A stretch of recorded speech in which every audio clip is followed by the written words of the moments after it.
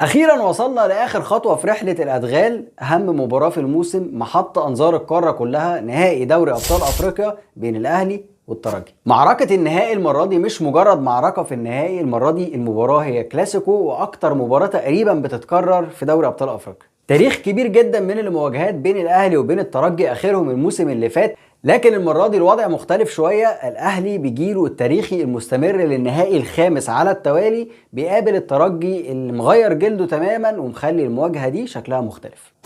عامل ايه يا هاف ديفندر قلبي، واهلا بيك في سلسله حلقات ليله الماتش. ولو اول مره تشوف السلسله دي، فببساطه احنا اي خصم بيواجه الاهلي بناخده ونفصصه مع بعض ونطلع منه كل المعلومات اللي نقدر نطلعها، بعد كده نتكلم عن اميز اللاعبين، وباللقطات بنحلل نقاط القوه نقاط الضعف وازاي الاهلي يقدر يتعامل معاه. انا احمد السباعي وده نص الملعب، يلا بينا. زي ما قلت لك يا صديقي، المباراة دي من أكتر المواجهات تكرارا في دوري أبطال أفريقيا، وتقدر تسميها كده كلاسيكو دوري الأبطال.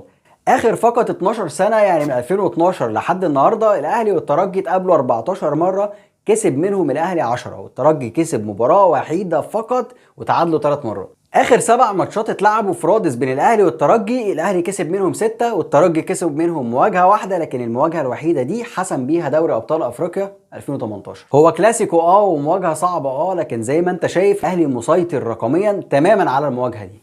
وطبعا ده ما يمنعش ان الترجي هو كبير تونس وهو احد كبار افريقيا، والملعب ولا يعرفني ولا يعرفك ولا يعرف لغه الارقام والتاريخ، الملعب بيعترف بحاجه واحده بس: مجهودك ايه النهارده عشان تقدر تكسب. معاك ان اخر مواجهه بين الاهلي والترجي انتهت بفوز الاهلي 3-0 في تونس و1-0 في القاهره، لكن تشكيله الترجي النهارده مختلفه تماما عن تشكيله الترجي بتاعه الماتش اللي فات. فخلينا نبدا كده واحده واحده، واقول لك ان اول حاجه كده رباعي خط الظهر ثابت زي ما هو، باك يمين بن علي، باك شمال بن حميده، وقلبين الدفاع هما ياسين مرياح وتوجاي، وده الرباعي اللي لعب السنه اللي فاتت وكده 4 من الاهلي. لكن مثلا امان الله مميش حارس المرمى، ده حاجه جديده جدا في الفريق، وبقيه الفريق كله يعتبر متغير. القيمه التسويقيه للترجي 17 مليون يورو، وزي ما انا وانت عارفين القيمه التسويقيه للاهلي 32 مليون يورو. المدير الفني هو البرتغالي ميجيل كاردوزو، الراجل ده درب قبل كده نانت ودرب ريو افي ودرب سيلتا فيجو، عمل نتائج مش احسن حاجه مع كل الفرق باستثناء ريو افي والترجي. طريقة لعبه المفضلة 4-2-3-1، بيحب ارتكاز 6 ثابت وبيحب جنبه ارتكاز 8 وصانع لعب. وفي الحالة الدفاعية بيخلي الفريق كومباكت، بيلعب تقريبا في 30-40 متر بالكتير. في الدوري التونسي الترجي دلوقتي متصدر جدول الترتيب، ودي المرحلة النهائية اللي هي مرحلة تحديد هوية البطل، والترجي هو الأقرب لتحقيق اللقب. في دوري أبطال أفريقيا الترجي وقع في مجموعة فيها بترو أتلتيكو والهلال السوداني والنجم الساحلي التونسي، احتل المركز الثاني في المجموعة بعد بترو أتلتيكو اللي تعادل معاه 0-0 رايح جاي، قدر يكسب النجم الساحلي 2-0 رايح جاي، بس خسر من الهلال السوداني على أرض محايدة 3-1، وقدر يكسب الهلال السوداني على أرضه 1-0. في دور الثمانية قابل أسك ميموزا وتعادل معاه 0-0 برضه رايح جاي، وصعد بضربات الترجيح، وبعد كده طبعا أنا وأنت عارفين إنه قدر يفوز على صن داونز 1-0 رايح جاي في مباريات دور النصف النهائي. لو شلت من مشوار الترجي الماتشين بتوع النجم الساحلي اللي ده اصلا يعتبر ديربي في تونس وكده كده ليه ظروف خاصه، لو شلت المباراتين دول هتلاقي ان الترجي ما بيسجلش اكتر من هدف واحد بالكتير جدا في المباراه، بما فيهم حتى المباراتين بتوع التمهيدي. ده الرقم السلبي، لكن الرقم الايجابي بالنسبه للترجي هو انه ما استقبلش ولا هدف ولا جوه ارضه ولا بره ارضه من ساعه ما جه كاردوزو ومسك الترجي. واجمالا يعني في البطوله الترجي اهتزت شباكه في مباراه واحده بس، هي مباراه الهلال السوداني على ارض محايده اللي انتهت 3-1 للهلال. وده الاختلاف الثاني بين الترجي بتاع السنه اللي فاتت والترجي بتاع السنه دي. لو جيت تقارن الفريقين ببعض فهتلاقي ان الترجي السنه دي مسجل 8 اهداف في بطوله دوري ابطال افريقيا لغايه النهائي، وده نفس الرقم بالظبط اللي كان مسجله السنه اللي فاتت لغايه لما قابل الاهلي. لكن على المستوى الدفاعي الترجي زي ما قلت لك هو من اقوى الفرق الدفاعيه في البطوله. اما بقى لو قارنت الاهلي بتاع السنه دي بالاهلي بتاع السنه اللي فاتت اللي قبل الترجي، فرقميا كده ببساطه الاهلي لما صعد للنهائي السنه اللي فاتت كان مسجل 20 هدف بما فيهم مباراتين بتوع الترجي، السنه دي الاهلي لما وصل للنهائي مسجل 12 هدف بس. وكمان اهلي السنه اللي فاتت مع كولر مسجل 3 اهداف كمان في النهائي، اجمالا في البطوله مسجل 23 هدف، وده رقم حرفيا مرعب.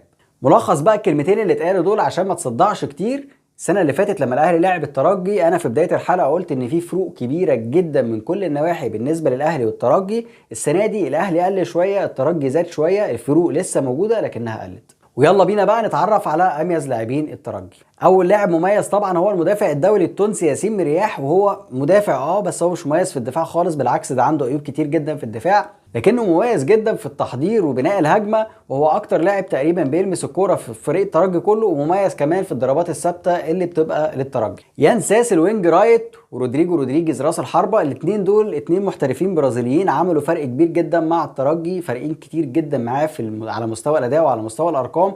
لكن يان ساس الوينج رايت ارقامه ترجحه، لانه ببساطه في دوري الابطال السنه دي سجل 3 اهداف وصنع واحد. الهاف ديفندر اوهولو، وده برضو الهاف ديفندر السابق للرجاء المغربي، واللي لعب ماتشين السنه اللي فاتت قدام الاهلي، فلعيب مميز جدا، بيقدر بكل بساطه يوزع الكوره بشكل حلو قوي، بيعرف يحتفظ بالكوره، وفي نفس الوقت مميز جدا في تغطيه المساحات خلف الرباعي الهجومي. حارس المرمى امان الله مميش 20 سنه، اداء مميز جدا جدا، 9 كلين شيت من 10 ماتشات، عمل 20 تصدي في ال10 ماتشات دول. اداؤه شبيه جدا باداء مصطفى شوبير مع الاهلي السنه دي، لدرجه ان الكاف قارن بينهم مقارنه كانت قريبه جدا من بعضها. مصطفى شوبير بصراحه تفوق فيها، خصوصا كمان ان مصطفى شوبير لعب 7 ماتشات بس طلع بيهم كلهم كلين شيت. ففكره ان حارس مرمى الترجي يكون عنده 20 سنه ويعمل الاداء ده، دي حاجه بالنسبه لنا جديده. يعني احنا شايفين مصطفى شوبير 24 سنه وشايفينه صغير، فانا بقول لك الراجل ده عنده 20 سنه، فاكيد حاجه مميزه جدا. ويلا بينا مع بعض بقى باللقطات نشوف نقاط القوه. مش ناسي حاجه؟ طيب لو بتتابعنا من على الفيسبوك او من على اليوتيوب، اعمل شير للحلقه واعمل لايك وكومنت عشان الحلقه دي تنتشر والناس كلها تقدر تشوفها. من غير تفكير كتير، اول نقطه قوه العرضيات والكرات الثابته، وعايزك تعد معايا كده توجاي، مرياح، اوهولو، غيلان الشعلاني، ومعاهم رودريجو رودريجيز، 5 لعيبه مميزين في الكرات العرضيه والهيدر كله. تعال نستعرض مع بعض كده اللقطه دي من ماتش اسك ميموزا، وعايزك تاخد بالك كده وتشوف الراجل غيلان الشعلاني اللي هو مش اطولهم ومش اكتر واحد مميز فيهم، بيطلع ازاي في وسط الزحمه دي كلها وبيقدر يوصل للكره بالهيد. هي ما دخلتش هدف، بس شوف ازاي قدر يوصل لها مع كل الضغط اللي عليه ده. وده الهدف الوحيد للترجي في الهلال السوداني في تونس. الكره مرفوعه، هي ضربه ركنيه اصلا، واللي سجلها هو ياسين مرياح، والكره قد تكون برضو فيها سوء تمركز من الهلال السوداني، لكن اللي عايزك تركز عليه هو مين اللعيبه اللي موجوده وشكلهم عامل ازاي وطلعتهم على الكره عامله ازاي، وحتى جوده الرفعه جوه ال6 يارد شكلها عامل ازاي. نقطه القوه الثانيه هي خط وسط الترجي عنده 4 لعيبه عندهم حلول حلوه وعندهم الكي باس ويقدروا يوصلوا باقي الفريق للمرمى. الاربعه دول هم حسام توكا البلاي ميكر بتاع الفريق، ووراه الاثنين اللي وراه كمان اوهولو وغيلان الشعلاني، ومعاهم الباك ليفت بين حميده اللي عنده عيوب كتير جدا جدا دفاعيه هنتكلم عليها، لكن هجوميا تعالوا نشوف بيعمل ايه.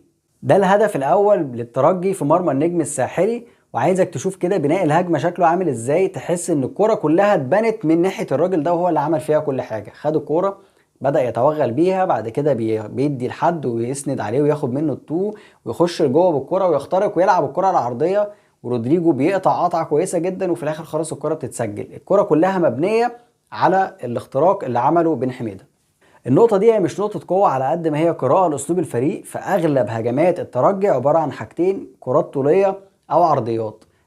يعني عرضيات لدرجه ان هم مثلا في ماتش اسك ميموزا في تونس عاملين 48 عرضيه، 48 عرضيه في ماتش واحد. انا مش متعود اشوف الارقام دي، وحاسس ان ده رقم تقريبا ما شفتوش في حياتي يعني في الكره الافريقيه. اما بقى بالنسبه للكرات الطوليه، فهي مش بتتعمل بالسذاجه الكبيره، يعني انها تترمي في ظهر قلبين الدفاع وخلاص، لا هي بتترمي في الاطراف دايما، يا اما في ظهر الباك يا اما في نصف المساحه اللي بين الباك وبين السنتر هاف. ودي هوريها لك شويه، يعني بيتعمل بطريقه معينه بحيث يبقى فيه اوفرلود في الحته اللي هتترفع فيها الكوره. زي مثلا الهدف الثاني اللي سجلوه في مرمى النجم الساحلي، شوف معايا كده الثلاثه اللي طلعوا يجروا في نقطه معينه. الثلاثه دول هم رودريجو رودريجيز، ومعاه غيلان الشعلاني، ومعاه حسام غشه. الثلاثه راحوا على نقطه معينه، والثلاثه عارفين ان الكره هتترفع هنا بالظبط. في نفس الوقت في 2 طلعوا مع الكره، وحسام غشه اتسحب ووقف في نقطه فاضيه، والكره الاثنين اللي طلعوا نزلوا له الكره ببساطه جدا، والراجل سجل منها بمنتهى البساطه في حته تعتبر عاميه. ده قصدي بكلمه اوفرلود، ان بيبقى في عدد كبير من اللعيبه بيهاجموا نقطه معينه، فطبيعي جدا ان يحصل قصور في الدفاع بسبب الهجوم على النقطه دي. ودي لقطه من ماتش اسك ميموزا اتلعبت من غيلان الشعلاني بنفس الطريقه بس ضاعت. فهيبقى يعني شيء منطقي ومتوقع وكل الناس عارفاه ان الكرات دي هتتلعب في ظهر علي معلول. نقطة القوة اللي بعد كده هي التفاهم الكبير جدا بين يان ساس وبين رودريجو رودريجيز. ودايما رودريجيز هتلاقيه بيسقط بذكاء كبير جدا عشان يدي مساحة يان ساس يتحرك فيها، والكرة دي بتتكرر كتير جدا، وهتلاقيها اصلا شبيهة جدا بتحركات كهربا اللي بيعملها طول الوقت. من اهم بقى نقاط القوة في الترجي هي المنظومة الدفاعية ككل. يعني لو جيت كافراد مثلا تتكلم على دفاع الترجي، هتلاقي ان ياسين مرياح وتوجاي عندهم مشاكل كتير جدا هنتكلم عنها في الجزئيه اللي جايه. لكن كاردوزو عنده يعني حاجه علمها للفريق كده، ان هم يلعبوا كومباكت في مساحه صغيره جدا ويتاخروا كلهم مع الفريق ويبقوا كلهم تحت الكوره. فلو الكوره مثلا هجمه وانت بتحاول تحضر، هيقفلوا عليك في مساحه قريبه جدا ومساحه صغيره جدا، زي ما عملوا مع سان داونز واضطروهم يلعبوا كرات طوليه كتير جدا. فبالتالي الزحمه دي بتحاول تخليك اولا تعطلك عن بناء الهجمه، ثانيا تعطلك عن ان انت تعمل الطوليه بسهوله، يعني بتعملها تحت ضغط وبالتالي بتطلع مش احسن حاجه. فبالتالي بيقدر يقفل او يداري على عيوب ياسين مرياح وتوجاي، لان في 5 6 واقفين جنبك، فلو انت غلطت هو هيغطيك، ولو هو غلط انت هتغطيه والدنيا هتمشي. ويلا بينا بقى باللقطات نشوف نقاط الضعف. اول نقطه ضعف عندهم هي ياسين مرياح وتوجاي، والاتنين دول عندهم مشاكل كتير جدا، سواء في التمركز او في الاخطاء المباشره اللي بيعملوها او في المساحات اللي ورا ظهرهم بسبب بطئهم. فمثلا في ماتش الهلال السوداني اللي خسروه 3-1، الاتنين لعيبه دول هم اللي لبسوا الترجي الماتش ده. اول 12 دقيقه بالظبط، في الدقيقه 7 بتلاقي ياسين مرياح بيغلط غلطه غريبه جدا، وراس حربه الهلال السوداني بيقطع من قدامه قطع بشكل عجيب جدا وبيحط الهدف. بعدها في الدقيقه 12 توجاي بيباظي الكوره لراس الحربه برده بتاع الهلال ويورط امان الله مميش في ضربه جزاء، يعني خيال. والاثنين بيهدوا، يعني بعد 12 دقيقه بتلاقي نفسك خسران 2-0 بسبب الاثنين لعيبه دول. ومش كده وبس، ده كمان بقيه الماتش كله فيه انفرادات كتير جدا حصلت بسببهم، وكرات قطعت وكرات كتير جدا حصل فيها اخطاء، لكن امان الله مميش شال حاجات كتير جدا في الماتش ده.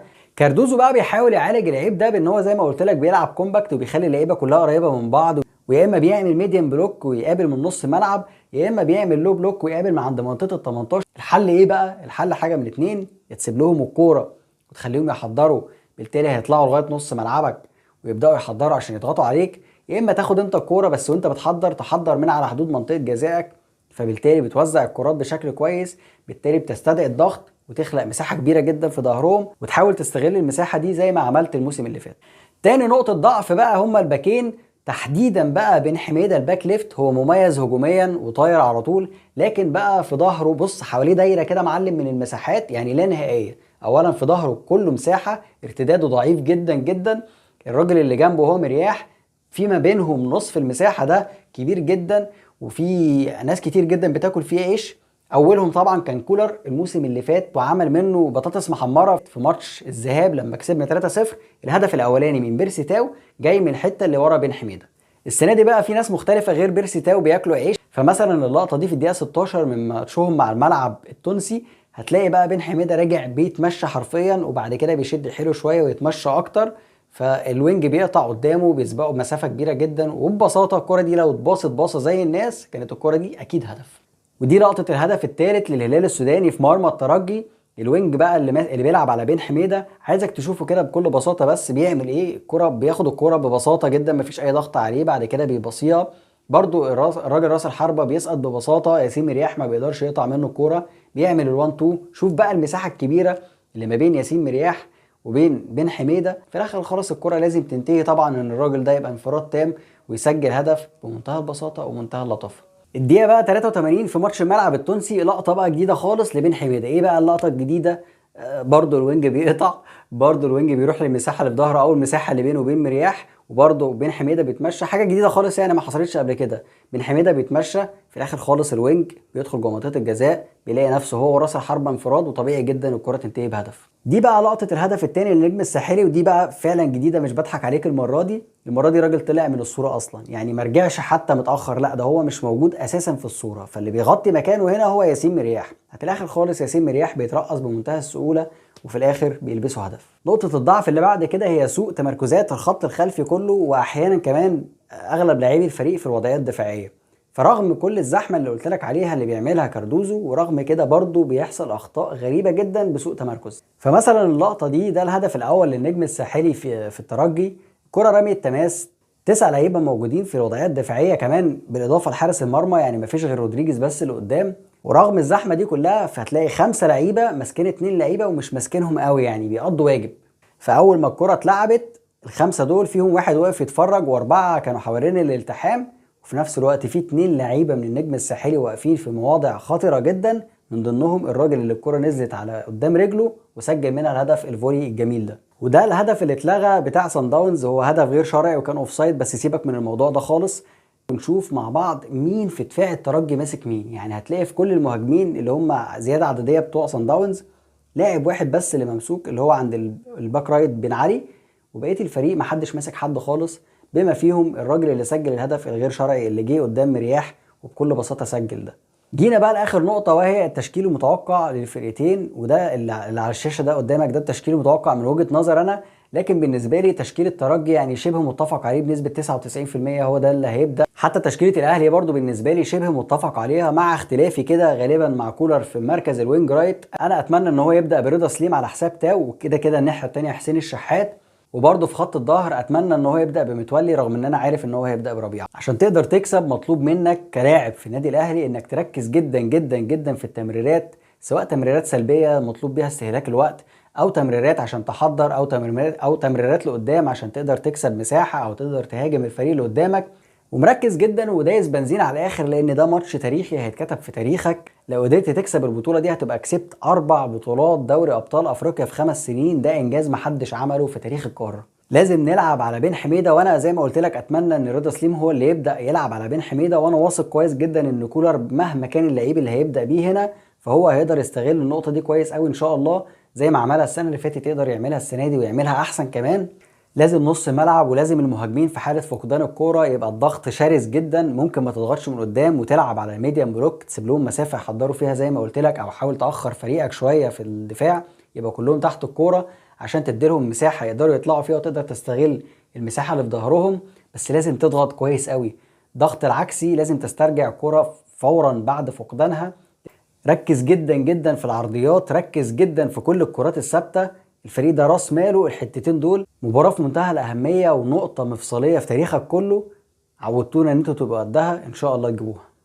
سلام عليكم.